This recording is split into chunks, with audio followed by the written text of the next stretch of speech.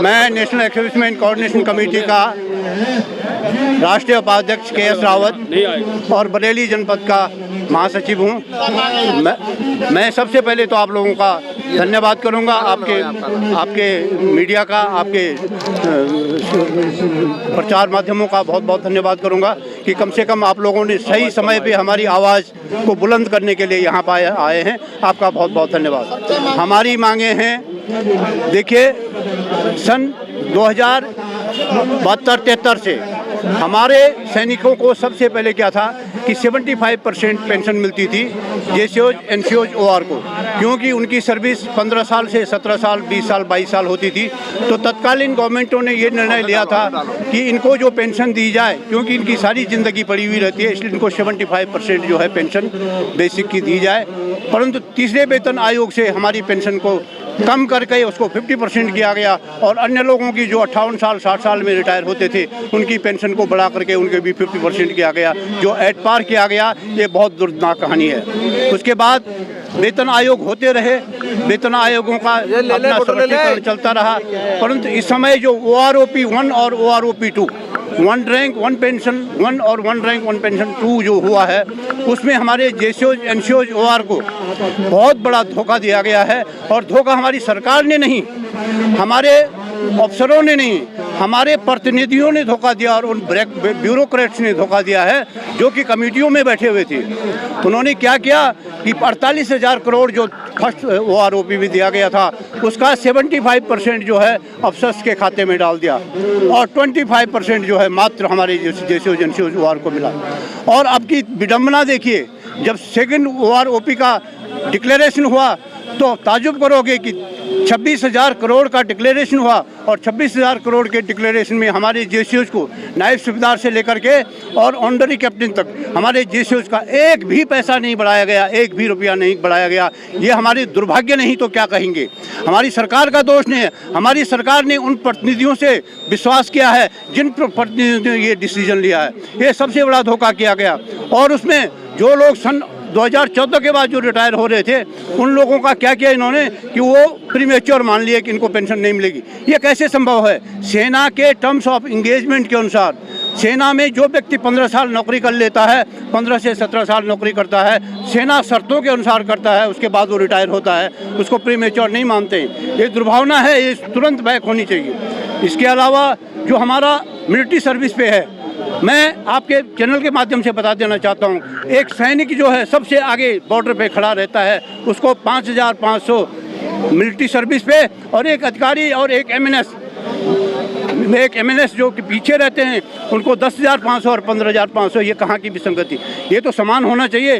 सेना में जो अलाउंस है वो समान होना चाहिए।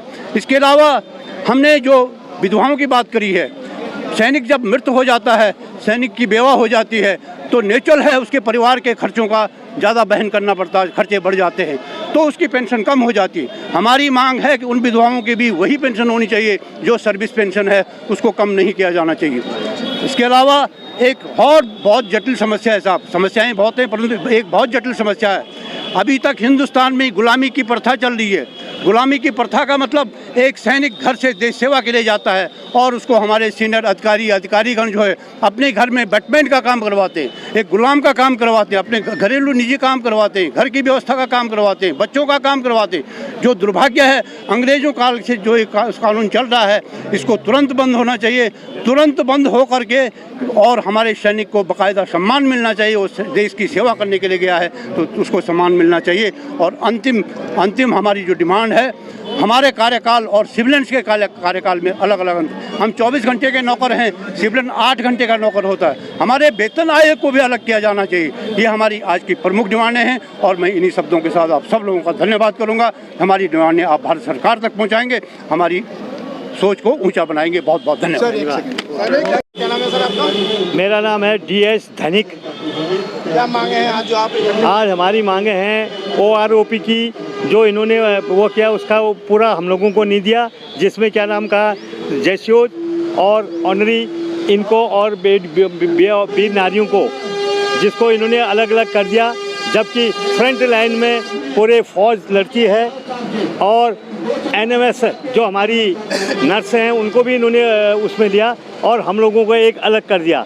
ऑफिसर ने सबसे ज़्यादा अपने आप को पैसा देना शुरू कर दिया, जिसके कारण हम लोग बिल्कुल रोष में हैं। क्या मांगे हैं? हमारी मांगे हैं क्या नाम का जो एमएसपी है वो एक हो, मिलिट्री सर्विस वन एक हो, विकलांगता पेंशन विकलांग की पेंशन बोलो अब आगे विकलांगता पेंशन एक हो। बोलने दो। जो अलाउंसेस हैं एल्टीट्यूड और वो एक हों, जबकि फ्रंट लाइन में एनसीओ और जैसो लड़ते हैं। अफसर कभी भी आपने नहीं देखा होगा, इन्होंने अपने अफसरों की तनख्वाह दुगनी करवा दी, जिस कारण पूरे फौज में पूर्व सैनिकों में रोष है। हम लोगों ने एमएसपी इक्वल इक्वालिटी करने के लिए धरना प्रदर्शन कर रखा है और जो बीन नारियां हैं उनको भी अपने साथ सम्मिलित कर रखा है। तो आज आप किसे ज्ञापन देंगे? किसमें? आज हम डीएम साहब को ये ज्ञापन देंगे, राष्ट्रपति के लिए और रक्षा मंत्री के लिए और प्रधानमंत्री के लिए।